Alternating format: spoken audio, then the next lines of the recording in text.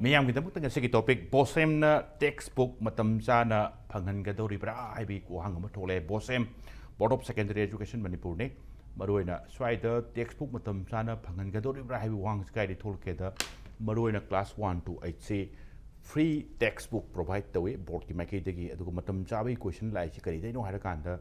lyric number pi ba se process ama dum leidoi ne ai ni ngasi lyric number hayeng ma heta sata singdai hon bai su yaroi doi ne lyric number se mu hara kanda maswai se thabak che pithor ka doi ne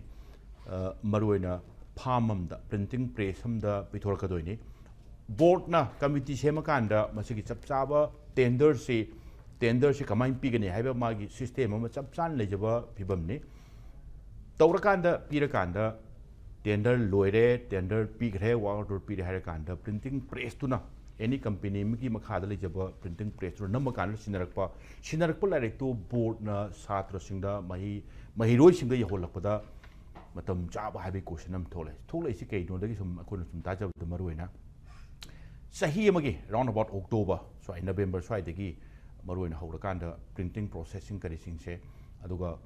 satra singda matam chana phanganba haibagi wafam la kanda handaki maruina tender sing kari sing tawki process tu madi loi haba male horen wari sarakpada dum khangdi khangane aina kanjabada aduga maruina process luaraga su kari gumba kanda farm aphangba ma phanghautoba farm sing kari singi sayet na ba tholopagi kari film sing tu tengna bu male handaki se aduna manam orakanda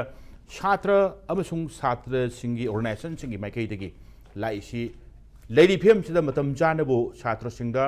textbook matam phanganba ngamgadori bhai wang tholopane aduna lorena masigi maswai matang sidani khana janaba nasigi impact na lokhachaba topic se lona yengbi bu punamakpu K.Sharatchandra Sharma impact news gi manung taram uchari lona ngasigi topic ta khana naba lengchin biriba guest singti ai gi yeri thang tan phambiri basi Hijam Roshan coordinator khoigi students 6 student bodies ni loop taruk ni koina cham na haira kandana Hijam Roshan bo ihan taram uchari du loop taruk se maroina maroi ba important छात्र की organisation ngakani adugo chatra sing sigi karai da soi khige da ke kari tahurati soroi da ke kainom hek tholpa kanda vocal adum oijaba chatra sing organization sing ni aduga Hijam Roshan gi oida lengyan bidi pasina Laishram Joy Khuman president all Manipur recognized private school welfare association ne ai oja joy bisu taram nok chari adugo oja joy gi oida aina heta thangna phamine jeri base Angomjambam Keilyani debi aduga president all Manipur elementary school teachers association ne oja Keilyani bisu taram nok chari ihan han base ai Roshan da lakchap tai lakcha do si kaino har kan vocal or konjel tolpa mayam dati nakongda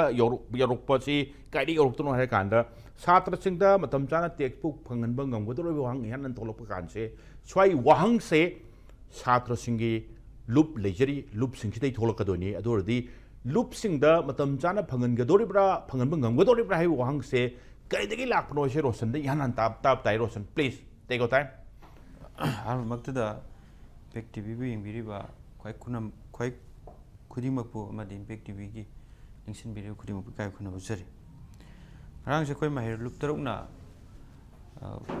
miyam gi mafam da press briefing am khak khoi pijabani hai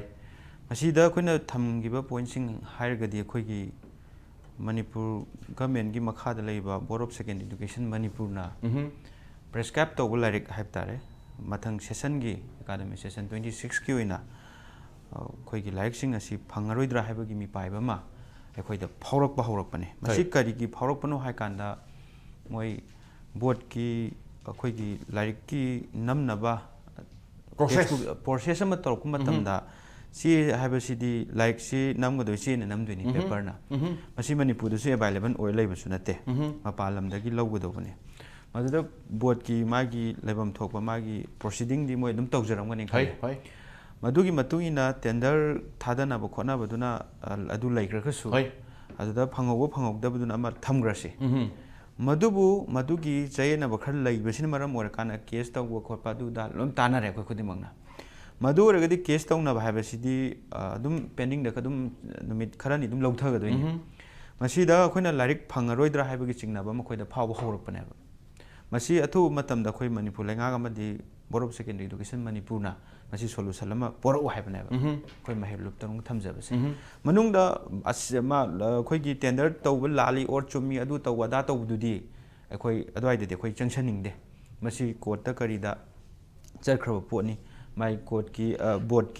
of secondary education Manipur gi akoi che chingbagi magi tender gi rules mayam lerangani madu gi rules mayam dugi matung ina dum amana tra amana dum phangangani adu pen na bududi lali chum me habdudi court ki matung ina lakse suno masida koi mahir lup taruk na yamni mi pai jari bedi masi Manipur lenga ki mahir loisang habadi koi education is ki makha de lairiba class 1 to 10 adegi muk koi private school mayam so ja su leibiri board ki makha de affiliate tawba masida tawngado laik sing neba masigi laik se phangaroi dra haiba ge khoida chingnaba ama khak phawa ma khoida leireba maduduna ne khoi yamna khoi mahalup turukna masi athuba de khoi Manipur lengak te kaiguma ma hayugdaba yaroi haidana khoina thamaise masi ekhona yengjaba matamda masigumba chayena base board of secondary education Manipur da tongan ma laik phangdabagi issue mayam thokre adagi printing order thengna khoi thadokpagi laik se che pora matungda mu laik se mung namthaba hogodoni tongan ma pressing da pira khola kanda masida nambagi issue mayam su laigre haitare masi exam conducted body makhak oiriba board of secondary education Manipur amadi council of higher secondary education Manipur moi lairiba exam conducted body oiriba akhoi gi board ani se masida khoina laik number gi government aga sinabasi masi kuisu kuimalle masi exam conducted body neba masi akhoina kitang lap tho yeng kan da khoi state ki oiba akhoi Manipur state textbook board kain thamma kan da makhoi da goina namhallaga di masigumba thodok singse problem thoiba haidi board habasi di exam conducted ni de ni manga ta lairamni mathang gi kaino class 10 gi exam gi preparation tawgudum matam neba masida khoi gi like number gi khoi tender da khoi chaina ba thoklaktana khoi gi board ki lairibo authority sing da matha sa ba khotpasin tawraga de khoi gi class 10 gi exam da khoi gi khara dum hol laigane ba aran ma mayam tholakpusu yai ba sida khoi question mayam khoi leak oidana khotna mayam tawgo khoi mayam tana gre na ba masi yam chiction ga do ba preparation exam ki preparation tawr laiga do ba board ama khakni masida khoi Manipur lengak na board ta khoi like number gi pisan ba je masi ma khoi sum thokmina ba ma changi ha basine okay madu natragadi masi problem se mayam thokane ha basi ma yahan bagi smai han baron da Roshan thank you han baron da mukta mroina tholei bo hang sing se direct matam chana phangan bangam godori hai ngamdori pra hai bagi madugi chingnaba aduga phangbu phangan biradi yadi yadoi ni tawadu oire ifem sina phangoi dogo malak poduna maram or kan da vocal si oide yadana oirak pani hai bani aduga second yam maroiba wapham amana hai kan da board se taseng hai kan da exam conduct to buki karigi adoi to importance emphasis khaktang pibiraga textbook ki karigi phibam dudi atopam da outsource tokhiba natragana atopa body imnaga paibi argadi haradi Bosem se exam si karmain tokduna soheloi doge exam si karmain tokduna mai pang na pang to katagi haibadu khakta de kok thadaradi kharaga hena mangam sana chatpagi area dune Roshan thambiri opam che Roshan thank you han barong gi damakta ai ihan hana oja next se oja Angomjambam Keilyani de laksake oja kuina oja oirakpa छात्र की वाब है छात्र की वाब से ओजा फसन खंगपीरगन खले छात्र की वाब है कोई छात्र ओर लापनीना अदगी छात्र वाब है कान ओजाना छात्र की अवाब उबा नुआइबा खंगबा आइबा हाइतबा लोइ थेंगबनिना ओजा स्वाइगी एरियास करिकुंबा रोशन हाइबा वाफम सिदा लाइरिक मतम जाना फंगनबा ngमरोइद्रा ngमद्रगति हाइबा वाहंग म लाकबा तोलो कानसे ओजा yan hanba ngasi ki topic sta Bosem na textbook matam chana Phanghangadouribara sigi opening remarks at the teacher kamai thambing masi matam sangna dagi adum satna ga lakpa amni ino no bonate natre saba shiksha lakpa de free and compulsory education na de RTE na free textbook free uniform kaina midday meal kaina education department gi makada human resource department gi makada la isi dagi hawdora padagi sahi tangkhai ho textbook phangdabagi awaba thengnagi aduna board ta ngasai Roshan na haigibado board na loinamak paisandana leidau serukodi haidi manung da kai leba kai leitabai dudi akhoi matter nate oza amo ina lairik matam chana phangba satra da yohanba aduga kanana phongino kanana tawdoino pi doino haibase matam amada di ikhan khalamde hojik chawkhalaba juk asida Roshan na hairiba department amana loina board of secondary na paisan doi sokpudi asmaina department atopa ama linkhatlaga SSA gi education department gi makhada oiraga su aduna hena phajaba haidi mafam matam chana angang sing de honba angang sing de yogdaba sida mama mapagi complain haidi private ki oigera government gi oigera school khuding makta problem ne ba satra da problem haise oza da problem ma jobone ba textbook yaudana angang singna laik tawba matamda para karai da novel lokthadoi ozana textbook am parani angang ahum mari yomsalani adugi matter si thoktana ba mamangai da matam chana laik piba ngamdaba matamda phangdaba matamda oza singna parikha final exam numisida athopa subject to collection tokjayeba school ayamba so dum tawi government gi singse haidi laita lairagi imung dagi lakpang haktani na isasa noi lai segai dadi khoi phosan ge matam chana por o khol o ina haira kanda angang singda poreba ado exam numi subject to concern du thokpa numitu da angang se kaawdana parikha ni na pakhalaga haidi purtabusu yaaba lai se school da deposit tongna na haidi laik matam chana phangdaba dagi adugumba arrangement ama tongna ba hotna bada maduida exam se loiraba matungda angang sing porakta dana next karakadoi textbook to sijinna rugoiba angang duna masing heladi akoina collection toriba lairik tuga sanadraga di angang pikhalakta ba kana yawi tik to sing do yengu ko loina akoina mo hai haira kan oza sing hida yum japa matamda haidi sometimes parents sing dagi lairamba hallamana karino noi dubu sarkar na lempi daine noi amu kaidoge haino lairi to mu thoba laira haibagi asigumba yamna akhoi ikai nuksi yanaba haidare tawdabadi yadaba oza moina adugumba mayam se thingnajare okay marona lairiki important to go sam nare kanda lairik pi hiba lem di pire tawdabu tambalo rakanda nang class to nang tambo class to lora kanda exam pi rakanda di amu pukhalo goi do so sam nare kanda exam toropa kanda iroi leba subject thokpo do da lairik sing pairo ose satra to di exam du gi tension duma chauna pressure duma leibanina karim kanda purukta bodum yawi purakti na do adru kaidoruni karim kanda yum chalu kanda so pirak pado mu khomba laidai da hangkanda lobu chalu oza singdu thengni problem sing kari sing su sina natural kano haitara human nature haibata sam nare kanda aduga maruina lai wafam di karim kanda board ki thabak se exam conduct to du khakta da haidi exam conduct to ba masi khakta su dum kok cha da board am deba thaba ma to ba challenges mayam leiba risks mayam leiba pot di kok sai aduga within a stipulated time harak pakan di matam chana pi ba harak pakan choi sidani che khara gong pharak ta se adu di lairik phangan bai su another adi achogo ja ju polum ne hajeriba adu di khitang khaido khradi kok sa ba khara phagadra haibe suggestion duma ja ju de lakchani se ja maroina lairik matam chana phangba ngamaroidra haibagi students amasung student body sing da phawra iba dugi area duma aduga maroina roshan su thambiram base tender hai kanda tender ama tore tender torogadi criteria ama soidana thambiram khali tender gi committee su semigram khali committee gi site gi aduga bidder harappa kanda amada RNP bdo kanaguma phangong to khara na yening bai su phangiba farm do swai sta ho ba khara leire ga no ubuda yelam su ye adwagi yetnaba tonaba do adwai du khoi uja छात्र सिंह हाइरिबा छात्र organisation से हाइरिसे छात्र की organisation थबिरिसना मतम चाना फंगन बदुनि हाइबनेबा उजा येनबा इसी सम लेकुना खर लेबदगिरा येनबा हाइबा सी थोरप कांदा सिस्टम इटसेल्फ से लूप होल्स मयाम लेरि हाइरिरा उजा इंडिकेशन से अदुगा लाइडिक फंगन बा हाइरप कांदा प्रोसेस दि थंबिखरे डायरेक्ट टू की प्रोसेस हम लेजरन टेंडर प्रोसेस तो मा प्लस सी लोबा हाइबा कांदा अदगी आइना सुम वाली साजबदा लौदोरिबा मपानदगी से मणिपुरदि साजबा पेपर मिल लेबा नतबनि मपानदि पोरानि पोरकोदोरिबा से अदुना लाइक नमदोइने लाकदबा एग्जामिनेशन सिंग तुगी क्वेश्चन पेपर सु पुरैबा से अदुना नमदोइने हाइबा वफम लाइ पुनो ओखि जें कान ओजा ओपनिंग रिमार्क्स ओजा प्लीज क्वेश्चन पेपर आई खंग आई हाइ जगे मटेरियल सिंग नमदो ओके थैंक यू हानुक्तदा आई गाबो थागचरी लोइन इम्पैक्ट टीवी बु येंगबिरिबा अमदि ngasiगी को panelist ओइना लेबिरिबा खुदिमु पुइका खुनजबुचरी अखोय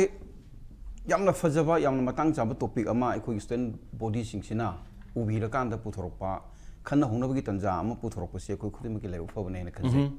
maramdi akhoi khangde exam si lakaduri be February thadari soidana maki metric exam akhoi na class 10 exam de thagadoro bane adi 2026 ki February da soidana thadoro bane adiki lakaduri ba January gi tang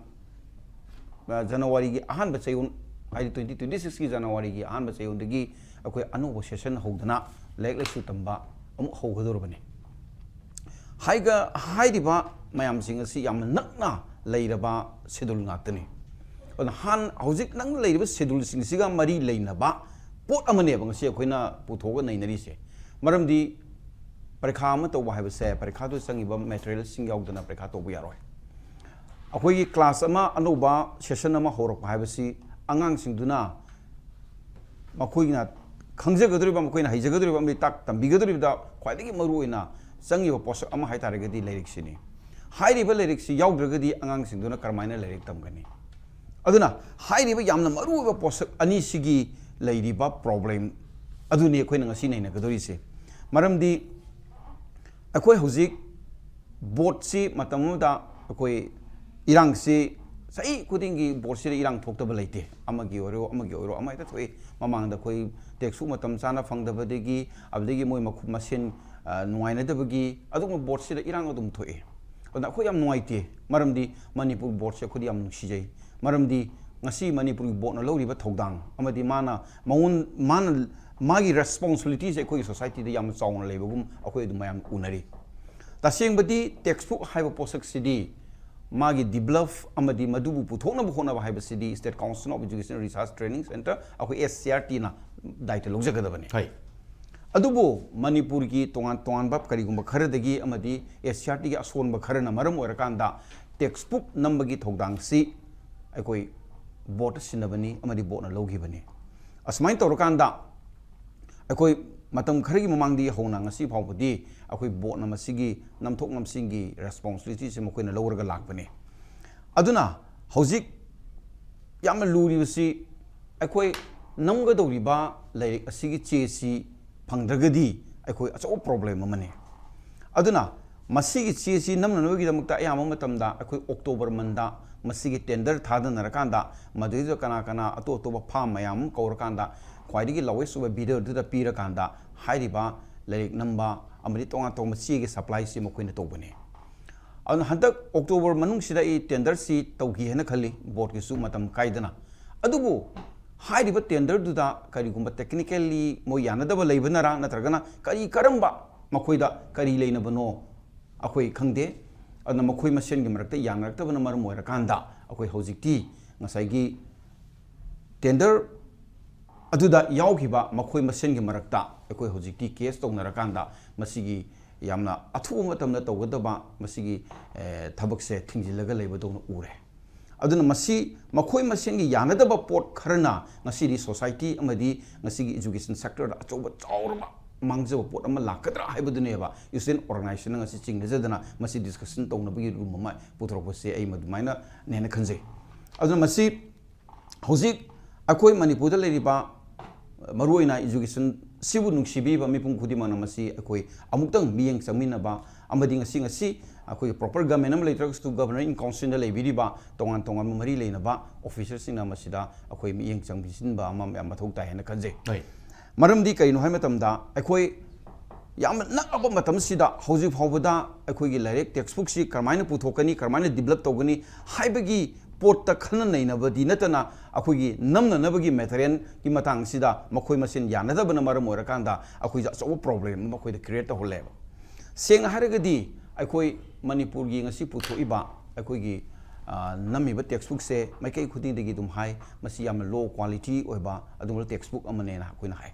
manung su mapan su manung means manung the yaw content su matam sika chana da ba adung laba oire loinana masida sinreba material sing maruina khoin ngasi paper khane ngasi problem leiba paper sisu yamna substandard ba akhoi paper ngaktane dum hai maramdi atopa NCRT na formal election siga akhoi manipur formal election siga ani si comparison to matam dadi manipur gi si gi quality si तसेंग हारगदी यामना फत्तब quality अमनेना कोइना लवे मरमदी कइनो मतमदा अंगांगी illustration अदि तोवान तोवान बा लाइरिक तु यावरिबा कंटेंट्स मैम सिंसे कोइनी येंगो मतमदा मसी अखोइना यामने सबस्टैंडर्ड ओइबा पोट अमो ओय अदुना अखोइना मरी लेनबसिंदा मरुइना अखोइना थमजनिंग बसी हौजिक याम साखोलाबा NEP सु लाबा मतमसिदा अखोइना हानगी मवुंगदा अखोइना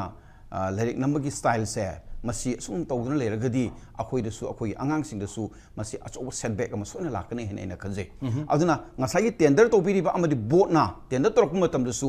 खरे स्टैंडर्ड ओइबा फार्म सिंगदा मसी सिननबगी अपामसु अखोइदा लेजे यस मोइ लेरिबा ngasi थादरिबा ngसाई फार्म सिंगदो लोइना स्टैंडर्ड नातो ओरम याय बट ममांगी लेरिबा चेगी क्वालिटी सिंग अमदि टेक्स्ट बुक क्वालिटी सिंग उमददी तसेंगा हारगदी अखोइ खर खजिक मपान की पुथोरीबा फार्म सिंगसिगदी खेनरे हाबसिमदी अदुम मिमांग तारबा अदुम अखोइगी एविडेंस लेरो पोस्ट अमखनी अन हौजिकसी यामना मरु पोट अमना अखोइ मणिपुर गवर्नमेंटना तोंगान तोंगानबा अखोइ ऑर्डर कया अमा थोपीदना अखोइ हौजिक मणिपुर की गवर्नमेंट पुथोइबा टेक्स्ट बुक सेनतना अखोइ मणिपुर की गवर्नमेंट की रिकॉग्नाइज तौरबा स्कूल खुदिमक अमदी गवर्नमेंट की स्कूल खुदिमकता मसीगी टेक्स्ट बुक सेनतना अतोप मपाल की टेक्स्ट बुक अमदा तंबा यारोय मसी करिगुम तमम तारगदी स्कूल दुगी मथकता एक्शन लौगनी हायो पोट अमा गवर्नमेंट की यामना अहबा अखोइ ऑर्डर म थोग लेरिबने अदो करिगुम्बा अखोइ टेक्स्ट बुक सिना मसीगी यानदबसिना सुम मखा सतरतना टेक्स्ट बुक नंबरदा अचौबा थिंदबा पोट अमा लाप तारगदी हाइदिबो ऑर्डर से अखोइ ngakna अखोइ चटपंगमगदोरिबरा अदु तारगदी तमदबदी यादबनिना सही मगी सेशन हाइबसी जनवरी दि होनगदबनिना मधुदे अंगांगसिंगना तमगदबा लेक तो फंगद तारगदी मपालगी फार्मदगी अखोइना लेक लेरकांदा तमकु मतमदा मदुगा मेना मदुगी पेनाल्टी पिगदोरिब्रा अमदि मधुदे तोंगान तोंगान मियेंग संगबिरिबा स्टेक होल्डर मयामना मदु करी हाइबिगदोरी यस असो वोहंगने मरोम मदुगी मरोइना अखोइगी ओजा हुजिकी तो मरक थचैसिना लेंगांग असु अदुम ऑर्डर अम थोपा मपान अतोपदगी अखोइना पिरिबा अखोइना पिगदोरिबा लाइरिक नतबा अतोपदगी लेरगा तमगदी यस सेराक्सु पिने छहाइबा अदुगो मतम चाना फंगलोइदोगी ममीमसु ताहनबा हादि थमो इसी यामना खोइरांग नानबा हाइदे इसम समनारे का ओजा खितंग लोगबिनिंगी ब्रम मथंग राउंड लाग जागा खितंग एक्सप्लेन तौजगे प्लीज अदुना हाइबा मयाम सिंगसी येंगोरकांदा अखोइगी मरुओइबा मसिदेसिदा एजुकेशन सिदा अचौबा थौदांग लौबिरिबा कमिश्नर सेक्रेटरी सिंगना तुमिन लेथोकुम थोकते ओके मसी याम सीरियसली लौबिरकांदा अदुदि लेरिबा प्रॉब्लम से करिनो हाइबसे यामना अखोइगी अथुब मतमना मसी सॉल्व मसी रिजॉल्व तौनो होनबिगदबनी अदु नतना अदुम साइलेंट इंस्पेक्टर तो ओइना लेरकांदा मोइ मराई लुइजगिनी ए मराई मोइ मसेन तौनबो हेना अदुम लेथोपि तारगदी मसी अवाबा से थेंगबा मसीगी नुंगाइतबसे कनादा फावगनी हाइबा मतमदा अखोइगी माहिरुइ खुनाइदा या फावगने अदुना मतंग सोइदा इना मुक थमजनिंगबसी करिगुम्बा थबा अमा तौगु मतमदा बोट ओइरो अमो ओइरो अखोइगी मणिपुरदा येनदबा पोट अमता लेते इचम संबा सिगी पेपर की मसीगी टेंडर अमा तौगु मतमदसु अखोइ मणिपुरदा मागी मागी कयामा लुप सेमनरकांदा थबक तौनबगी ममी अमखक अखोइ उइ मसी यम नोइते मरमदी एजुकेशन हाइबसे यामना तरंग ओइबा एजुकेशन सेक्टर सी अमदि मसीदा संगिबा पोसक अदिगी मसी योमजिलगा मसीबु फननबो होनगदरिबा पोट खुदिमक्तदी करिगो मखलगी यकाई थिंगाय अमता कोइ तौनिंगदे मरमदी ममांगदा टेक्स्ट बुक फंगदबगी अवाबसी अचौबा सैथेंग अमा सही खरगी ममांगदा कोइ लेग्रबने अदो मसीगी सैथेंग से अमुका अमु हंदकी अखोइना थोनजबा हाइतारे अखोइगी लेरिबा सिस्टम सिना अमदि अखोइ इसाना थोनबगी पोट अमा मजे सिननब कैदोंगैदो होनरोइदबनी अदुना मतंग मतम चाना बोटनसु मसिदा खर हेन ऑथोरिटी ओरिबा बोटनसु मसिदा अचौ मियंग अमा संबिरकांदा एनी थबक थौरम अमा बोट की ओइबा थबक तोरक मतमदा problem थोक्तनबा Tungi consequence अफबा consequence लांगनबा मदुना अतोपा problem अमा थोरक्तनबगिदमक्ता मसिगी सिनबी लांगबिरिबा बोट की ऑथोरिटी नसु मसे निंगथीना तौबिगदबनेबा अदुना मखोइगी मरक्ता टेक्निकली करिगुम्बा यानदब पोट अमा लेग्रबरा असोय पोट अमा लेग्रबरा हाइबसे मसी बोटना मजी सेंगदोकुम थोएबा अदुना मसी निंगथीना बोटना नैनरकांदा थोयो प्रॉब्लम से अथु मतमदा बोट की मसागी प्रॉब्लम थोक्सरपनी अदुना बोटना थोइबा पोसे अथु मतना रिजॉल्व तोरकांदा महिरोय मयामदा नुंगांगिबा अमदि अखोइदा नुंगांजरिबा एजुकेशन सेक्टर से लेजरुबा अमा ओइना अखोइदा नुंगांजरिबा अमदि लागद्रबा ICSL से 2026 ता सिनगद्रबा मटेरियल मयाम अमा फंगदना एग्जाम से करमाइन तौरकदगे का हाइदना अखोई नुंगनांगजब मंगसी फाहुलिबसे मसी अथु मतमदा बोन मसी क्लेरिफाई तौबियु अमजी मसी थोक्तनबगीदमक्ता बोन अथु मतमदा मसी रिजॉल्व तौबियु हाइबदमतम